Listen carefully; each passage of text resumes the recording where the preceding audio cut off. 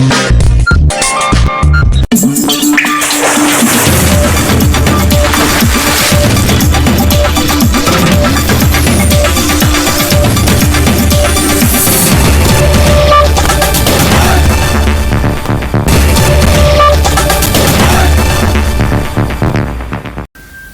कहती, अंबर कहता, बस यही तराना, गुरुवर वो पावन नूर है जिससे रोशन होता जमाना। ओम नमो अरिहंताय। जय जिनेंद्र मित्रों, मैं हूँ रानू प्रिया और आप देख रहे हैं हमारी खास खोजी फिल्मांकन खबर कालचक्र 365। बात करते हैं महानदी त्रिवेणी संगम के कछार में बसा धर्म अध्यात्म ऐतिहासिक नगरी नवापारा राजिम की, जहाँ दिगंबर जैन मुनि श्री श्री 108 अध्यात्म योगी आचार्य आर्जव सागर जी महाराज अपने 4 संतों के साथ नवापारा के जैन मंदिर में अष्टालिका पर्व मनाकर ज्ञान गंगा का वर्षा किए। इधर पूरा नगर भक्तिमय वातावरण से सराबोर रहा। आचार्यों के सानिध्य में श्री सिद्ध चक्र महामंडल विधान यज्ञ भी संपन्न किए। वही त्याग तपस्या के मूर्त जैन मुनि के अमृत प्रवचन आहार विहार पर हमने खास कवरेज किए। देखें हमारी ground zero report part 1। Bharat भूमि सदैव ऋषि मुनि साधु संत तपस्वियों का गढ़ रहा है। आज भी हमारा राष्ट्र धर्म संस्कृति अध्यात्म का विश्व गुरु कहलाने में कोई कसर नहीं छोड़ा है। शास्त्रों का माने तो इस धरती में 21 प्रकार के मुनि होते हैं। वहीं सांसारिक समाज में कठोर तपस्वी के रूप में जैन धर्म के दिगंबर मुनि आचार्यों को माना जाता है।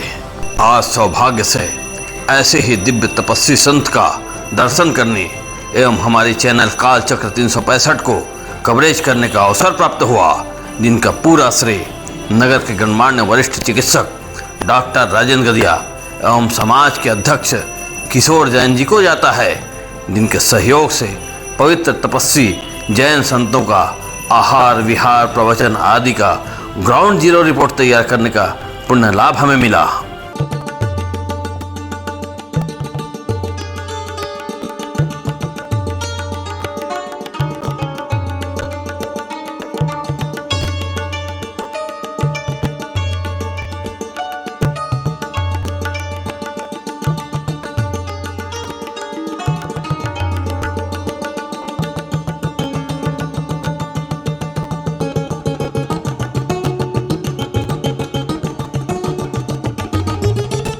परोपकार ध्वंति गावा परोपकार सुकाम प्रसूति। देखिए, जैसे परोपकार के लिए वृक्ष फलते हैं, जैसे परोपकार के लिए नदियाँ बहती हैं, जैसे परोपकार के लिए गाय दूध देती है, वैसे ही परोपकार के लिए माँ अपने बच्चे को जन्म देती है। हम क्या सिखा रहे हैं कि वृक्ष पर कोई पत्थर मारे तो वो फल देता है, और हम बच्चे को क्या सिखाएंगे? ईंट का जवाब पत्थर से देना नहीं। बेटा, कोई कितना अपकार करे तुम्हारा काम उपकार करना ही। तुम सब पर दया करुणा करना, सबकी सहायता करना, सबकी रक्षा करना, ये हमारे देश का एक बहुत बड़ा दया धर्म है। आइए सबसे पहले तपस्वी जैन मुनियों के बारे में कुछ आवश्यक जानकारी प्राप्त कर लें।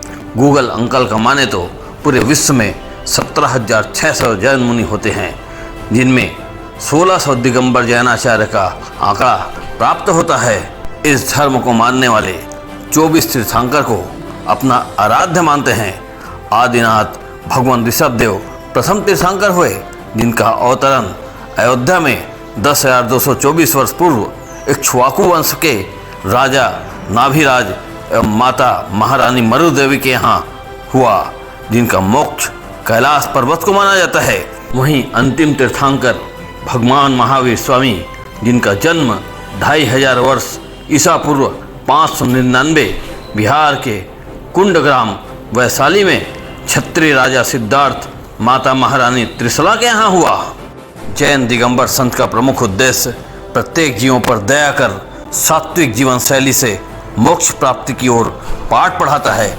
वही मोक्ष के 4 गुण को धारण कर सिद्धशील को प्राप्त हो जाते हैं। दिगंबर जैन मुनि निग्रह बिना किसी बंधन के बेदाग होते हैं। इन मुनियों को 28 मूल गुणों का पालन करना होता है। जैन मुनियों के 10 आचरण होते हैं तथा 12 परिचय यानी कष्ट सहन करने के होते हैं। कभी न कभी जैन मुनियों को तो देखा ही होगा। देखने में वे बहुत सरल लगते हैं, किंतु उनका जीवन उतनी ही कठिनाइयों से भरा होता है। आइए हम आपको बताते हैं कि एक जैन मुनि को किन किन कठोर नियमों का पालन करना पड़ता है। जैन मुनियों में से दिगंबर मुनि नग्न रहते हैं। वातावरण चाहे जैसा भी हो, उन्हें किसी प्रकार के वस्त्र पहनने की अनुमति नहीं होती। ये त्याग की साक्षात प्रतिमूर्ति होते हैं। आहार मनुष्य की मूलभूत आवश्यकता है, परंतु जैन मुनियों के लिए 24 घंटों में केवल एक बार ही अन्न जल ग्रहण करने का नियम है, और वो भी बिना किसी याचना के। जहां हम वाहनों के बिना कहीं आ जा नहीं सकते, वहीं जैन मुनियों के लिए सवारी वर्जित है। इसलिए अगर 1000 किलोमीटर भी जाना हो तो पैदल ही जाना होता है, और वे रात्रि में यात्रा नहीं कर सकते।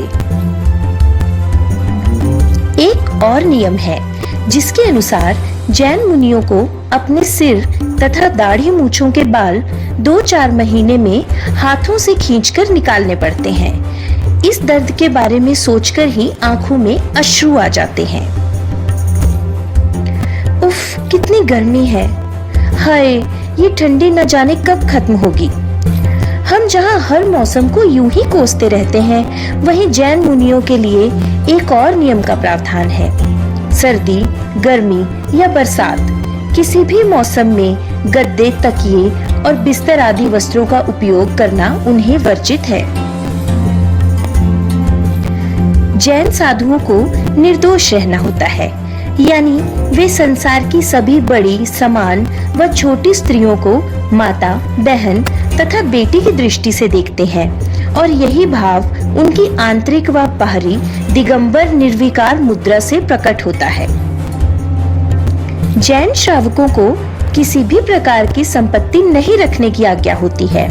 संग्रह के नाम पर इनके पास केवल मोर पंख का चंवर और लकड़ी का कमंडल ही होता है।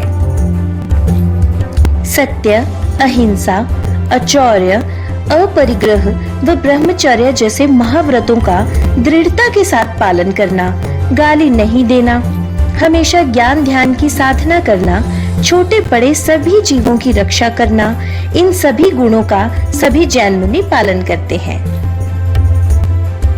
इतने कठोर नियमों का पालन करने वाले मुनि धन्य हैं, और धन्य है उनकी त्याग साधना। अगर आपको भी किसी जैन मुनि के दर्शन हो तो उनके आगे नतमस्तक जरूर होइएगा। वहीं खड़े होकर आहार लेने के पीछे अनेक रहस्य छुपे हैं। पहला, भरपेट भोजन नहीं होने से आलस्य नहीं आता, पर जिस दिन खड़े होने लायक शक्ति नहीं रही, समझो शरीर त्यागने का, समाधि का वक्त आ गया है, और अंतिम श्वास के लिए कठिन यम संलेखना का साधना कर प्राण त्याग कर समाधि ले लेते हैं। अब हम निकल पड़े नगर के अति व्यस्ततम मार्ग सदर रोड में, जहां तकरीबन 100 वर्ष पुराना जैन मंदिर को हम पहुँचे। कार्यक्रम स्थल के स्वागत द्वार पर हमारे बचपन के 2 सखा इंतजार करते नजर आए। उनके बताए निर्देश पर हम सबसे पहले मंदिर दर्शन करने चौखट को स्पर्श करते अंदर पहुँचे। पहली बार अति मनोरम प्रतिमा को बहुत ही नज़दीक से दर्शन करने का हमें सौभाग्य प्राप्त हुआ।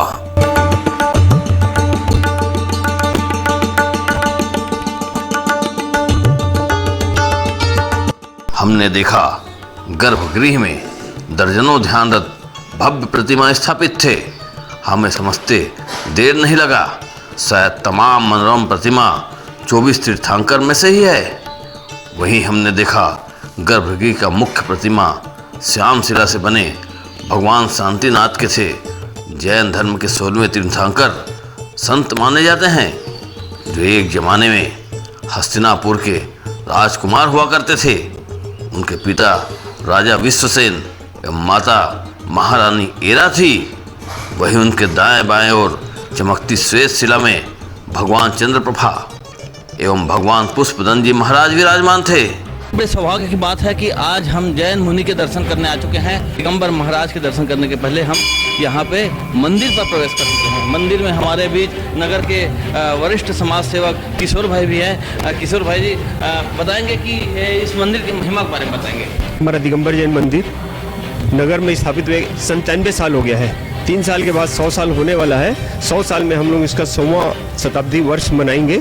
और उसके पूर्व मंदिर के पीछे जो धर्मशाला थी उस हिस्से में नवीन मंदिर का निर्माण का कार्य चालू हो रहा है। उसमें भव्य जिनालय एक और निर्माण होने का है। अभी हमारे यहाँ आर्जव सागर महाराज जी, आचार्य आर्जव सागर महाराज जी का पदार्पण हुआ है। उनके सानिध्य में हम लोग सिद्ध चक्र महामंडल विधान कर रहे हैं।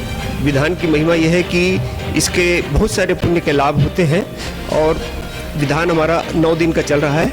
आज 8वां दिन है, कल अंतिम दिन रहेगा। उसके बाद में आचार्य श्री यहाँ पर अभी विराजमान हैं। उनकी सभी चर्याएँ पूरी सब अच्छी से चल रही है और बहुत उत्साह है लोगों में।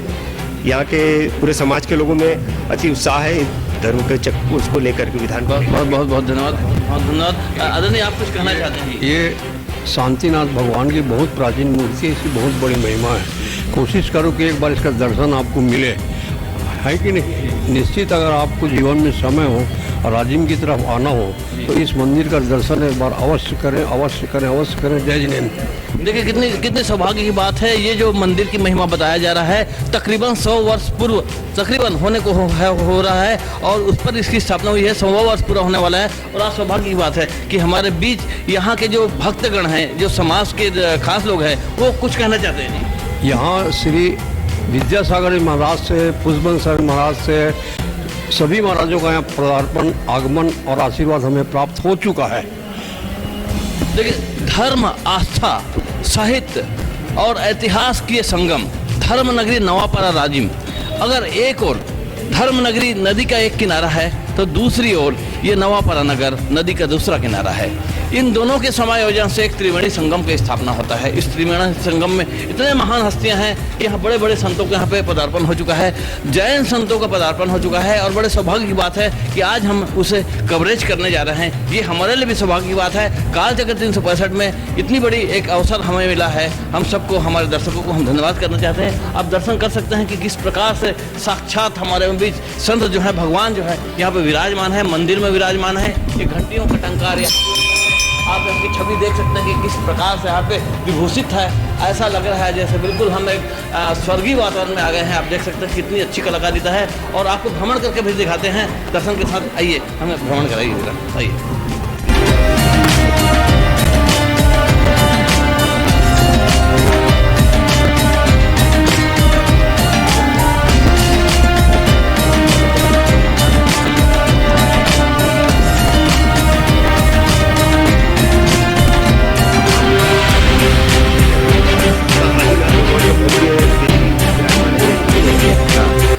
देखिए ये जो है पूरा मुख्य मूर्ति जिसको कहा जा रहा है आदिनाथ भगवान का है।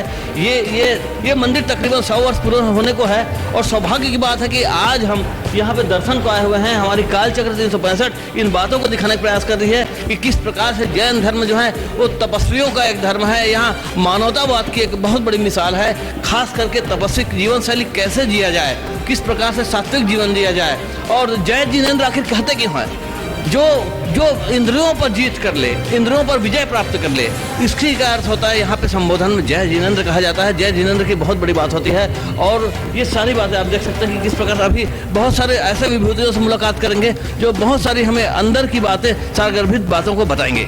3 वेदी बनाई गई है। यहाँ के जो प्रमुख, जो हमारे मार्गदर्शक हैं, नगर के समाज सेवक, चिकित्सक डॉक्टर राजेंद्र जी से बात करना चाहेंगे कि इन वेदियों के बारे में, इस स्थापना के बारे में बताएंगे। ये मंदिर आप लगभग आपकी जानकारी में है कि ये 100 वर्ष पूरा होने जा रहा है। आपको एक बहुत अच्छी बात बताना चाहूँगा सबके लिए, जानकारी के लिए, कि पूरे भारत में आप किसी भी जैन मंदिर में जाओ, सब जगह आपको जैन मूर्तियाँ मिलेगी, वास्तुकला के हिसाब से मिलेगी। लेकिन ये नवापारा राजिम का अद्भुत मंदिर है जहाँ पर भारत माता की मूर्ति सबसे ऊपर रखी गई है। ये अपने आप में अद्भुत मिसाल है कि यहाँ के लोगों की सोच कितनी बड़ी रही होगी कि उसने जैन भगवान से ऊपर भारत माता को रखा है। क्योंकि जब हम स्वतंत्र हुए हैं भारत माता के मानने के बाद, सारे धर्म हमारे जीवित हुए हैं। और आपको बता दूं मैं, जैन संस्कृति कोई अलग नहीं है। अपने देश में देखो, जब भी खुदाई होती है तो आपको जैन मूर्तियाँ मिलेगी या भगवान शिव मिलेगा। यानी शिव संस्कृति और जैन संस्कृति बराबर रूप से चल रही है। आप देखिए, अधिकांश जहाँ शिव मंदिर मिलेंगे वहाँ जैन मंदिर मिलेंगे, जहाँ गुफाएं मिलेगी वहाँ शिव मंदिर मिलेगा। तो शिव मंदिर मतलब उन्होंने लिंग को पूजा है, हमने सर्वांग को पूजा है, दोनों नग्नता को है। और इन लोगों ने, जैसे शिव भगवान ने अपने जीवन के दर्शन को सरल सुलभ बनाया है, इसमें त्याग और तपस्या है। और आपको बता दूं, जैन धर्म जो है क्षत्रियों का धर्म है। हमारे जितने भी तीर्थंकर हैं सब क्षत्रिय हुए हैं और सब राजा महाराजा के घर से पैदा हुए हैं, किसी भी गरीब घर से कोई तीर्थंकर पैदा नहीं हुआ है। तो जैन धर्म वीरों का है। और जैसा आपने भी उल्लेख किया था कि जो जैन धर्म को पालता है वो जैन है, ये लेबल नहीं लगता। आज हमारे जितने अधिकांश मुनिराज हैं, आचार्य हैं, ये कोई ब्राह्मण से घर से हैं तो कोई दूसरे अन्य संप्रदाय से हैं, जैन नहीं है, लेकिन उन्होंने जो जैन धर्म को पाला और आज हमारे लिए पूजनीय हो गए। इसलिए जैन धर्म उत्कृष्ट धर्म है। ये लाइफ प्रबंधन सिखाता है, त्याग और तपस्या सिखाता है। और ये सबसे बड़ी बात ये है कि इसमें जो है जन्म मरण का चक्कर ना हो, इसलिए हमारे महाराज जो है जिन धर्म का पालन करते हैं, त्याग तपस्या करते हैं। आज हमने महावीर को, आदिनाथ को, भगवान को नहीं देखा, लेकिन जब हम इनको देखते हैं, हमारे बच्चे इनको देखते हैं, तो उनकी कल्पना में ये आता है कि हमारे तीर्थंकर, हमारे भगवान ऐसे ही रहे होंगे। ये आज अगर हैं तो हमारा दिगंबर जैन समाज, जैन धर्म आज जीवित है। इनको देखने से लगता है कि ये परंपरा है। किस प्रकार से धर्म धारण करना चाहिए, यही सीख सिखाती है ये जैन धर्म। आज हमें बड़ा हर्षित लगा कि हम जैन धर्म के इस मंदिर में हम प्रवेश किए हैं और बताएंगे आदरणीय जी वो भारत माता की मूर्ति कहाँ है। आइए आइए भारत माता की मूर्ति भी देखते हैं जो हमारे आज आदरणीय ने जी ये अद्भुत मिसाल की एक बात आपको बताने जा रहे हैं। आइए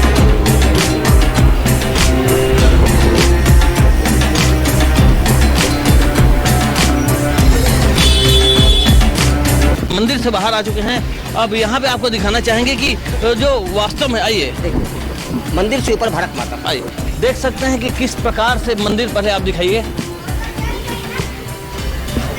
यहाँ पे देख सकते हैं कि एकता की और देशभक्ति की और जन्मभूमि और भारत माता के प्रति किस प्रकार से यहाँ पे प्रेम का अनूठा एक संयोग आप देख सकते हैं। वो जो ऊपर देख रहे हैं वो बिल्कुल भारत माता की मूर्ति लगी हुई है जो 100 वर्ष पूर्व से लगा हुआ है। आप गुंबद भी देख सकते हैं किस प्रकार से यहाँ पे मनोरम छवि है।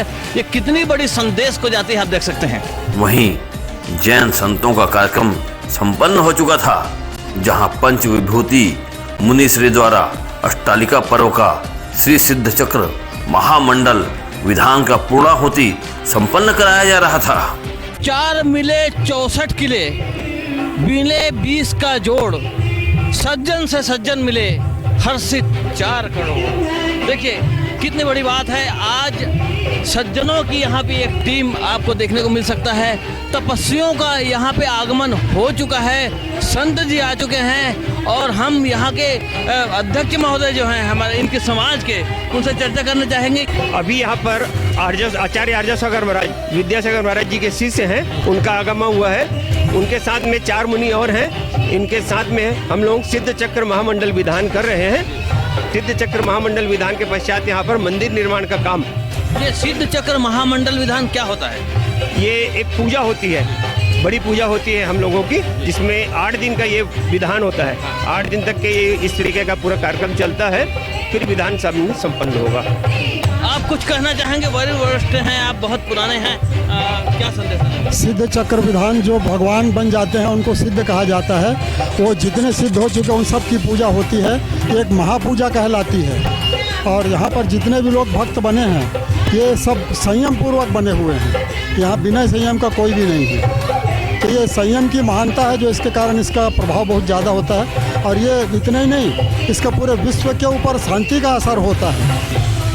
विश्व कल्याण की भावना से ही किया जाता है। इसमें सबकी भावनाएं अच्छी होती हैं। देखिए कितनी बड़ी बात है। मानवता की वास्तव में उद्देश्य क्या है, जीवन जीने की शैली क्या होनी चाहिए, ये दीक्षा के माध्यम से जैन संप्रदाय में चहुओर इसका विख्यात हो रहा है। वास्तव में जीवन जीने की शैली कैसे होनी चाहिए, मानवतावाद क्या होनी चाहिए, यही संदेश देती है। और क्या कहना चाहिए? प्रकृति क्या होती है, हम लोग प्रकृति के साथ जीते हैं। जो हमारे साधु हैं और जो उनके चाहने वाले हैं या उनके शिष्य जो होते हैं वो भी प्रकृति के साथ पूरा जुड़ने की कोशिश करते हैं। जैसे निर्वस्त्र हैं, वैसे ही आहार व्यवहार आचरण और पूरा दिन का जो कार्यक्रम होता है वो प्रकृति के अनुरूप बनने की पूरी कोशिश की जाती है उसमें। यानी कि स्पष्ट दिगंबर संत का अर्थ होता है कि हमारे शरीर में ऐसा कोई भी वस्तु नहीं जिससे हम मोह करें, यानी कि सारा चीज जो है प्रभु पर अर्पित है और हम छल कपट और ये हिंसा से दूर रहें, यही इनका संदेश जाता है। ये त्याग और तपस्या के प्रारूप बताया जा रहा है। क्या संदेश आप देना चाहेंगे? आधा नहीं, ऐसा है, अभी आपने सब कुछ जाना देखा। जैन धर्म का मूल उद्देश्य है अहिंसा परमो धर्म, जिए और जीने दो। इस भावना के साथ जैन धर्म का चलता है। और अभी आपने सब देखा, हम लोग जो महापूजा होने के बाद जब आखिरी दिन होता है तो एक हवन करते हैं, उसमें सारे विश्व की शांति की कामना करते हैं। हमारे जितने भी हवन होते हैं जैन धर्म के, विश्व शांति के महायज्ञ के नाम से होते हैं, उसमें अलग से कोई नाम नहीं दिया जाता, यानी सबका भला हो, इसी भावना के साथ ये जैन धर्म चलता है। देखिए जी, जियो और जीने दो। जी हाँ, जीवों पर दया करना, जियो और जीने दो, यही इनका उद्देश्य है। जैन धर्म कोई अन्य धर्म नहीं है, मानवतावाद की एक बड़ी मिसाल का यह धर्म है और किस प्रकार से जीवन यापन करनी चाहिए। आखिर ये भी ईश्वर के ही उपासक होते हैं, लेकिन साधना शक्तियों के माध्यम से लोभ और पापाचार से दूर रहने की एक बहुत बड़ी संदेश यहाँ पे दी जा रही है। देख सकते हैं कि यहाँ पे काफी संत लोग बैठे हुए हैं, उनसे हमने दर्शन भी किया है और उनका आशीर्वाद भी हमने लिया है। और आगे की क्या गतिविधि होती है आप आगे बताते हैं। इस दिव्य आध्यात्मिक भक्तिमय वातावरण में अब हम भी अपने पूरे टीम के साथ मुनि श्री का दर्शन एवं आशीर्वाद लेने पहुंच गए।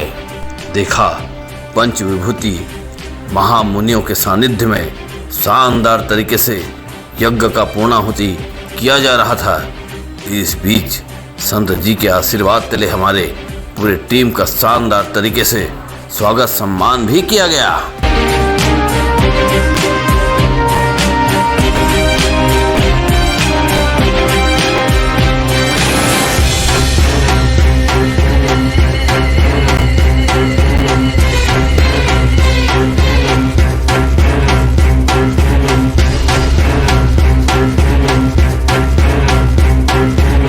उक्त मनोरम कार्यक्रम का संचालन मंदिर के प्रतिष्ठाचार्य पंडित ऋषभ शास्त्री द्वारा बड़े अच्छे ढंग से संचालित किया जा रहा था। इधर स्वागत कार्यक्रम उपरांत बड़े ही श्रद्धा प्रेम एवं समर्पण भावनाओं से विशेष पात्रों द्वारा अद्भुत परंपरा से नृत्य करते हुए मुनि श्री जी को ग्रंथ भेंट किया जा रहा था।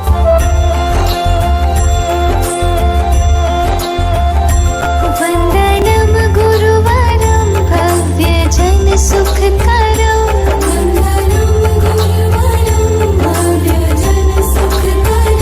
सर्व जन हित करम दुख संकट हरम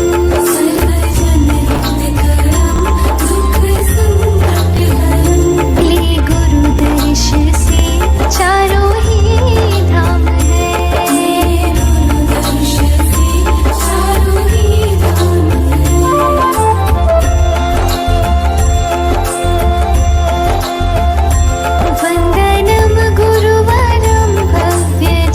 सुख करो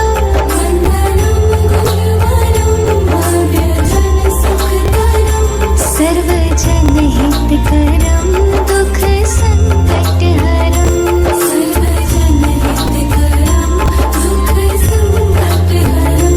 रात दिन मैं गुरु नाम। जय हिंद, वंदे मातरम। मित्रों, हमें बड़े सौभाग्य के साथ कहना पड़ रहा है कि आज हमें इन तपस्वी जैन मुनियों को, दिगंबर संतों को कवरेज करने का अवसर हमें प्राप्त हुआ। हमने इस प्रथम एपिसोड में काफ़ी प्रयास किया आप लोगों को कुछ बताने का। हालांकि इन तपस्वियों के बारे में कवरेज करना साक्षात सागर में जैसे गागर डुबोने के समान है, पर भी हमने प्रयास किया, कुछ झलकियाँ आपको दिखाई। दूसरे एपिसोड में हम आपको इन जैन संतों के बारे में, नगर में किस प्रकार से आहार विहार किए और उनके अमृत प्रवचन के बारे में आपको और आगे बताएंगे। बस हमारे साथ लगे रहिए और अगला एपिसोड भाग 2 जरूर देखें। धन्यवाद, नमस्कार। कथा संग्राम की